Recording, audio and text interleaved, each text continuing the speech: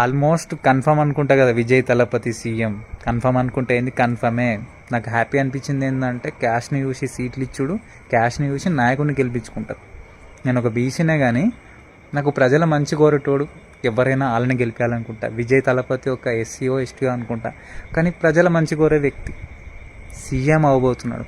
ఇప్పుడు జలాయించుకోరు. క్యాస్ట్ మనోడైతే వాడు ప్రజలను దోచుకున్నటోడైనా సరే పర్లేదు, గెలిపించుకుంటారు.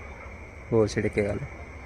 అండ్ హైలైట్ థింగ్ ఏంటంటే ఆ డిఎంకే గాడే గెలిచినాడు. మళ్ళీ ఈ స్టాలిన్ గాడి నోటి దూల వల్ల ఒక రిలీజన్ టార్గెట్ చేసి ఇట్లా కొట్టుకపోయారు. నాయకుడు అంటే ప్రజల కోసమే బతకాలా కానీ పవర్ కోసం బతకద్దు, గిట్ల రిలీజన్ల మధ్య చిచ్చు పెట్టేటోడు ఉండొద్దు. విజయ్ తలపతి కూడా ఒక క్రిస్టియనే, బట్ ప్రజలని హక్కున ఏచుకున్న వ్యక్తి.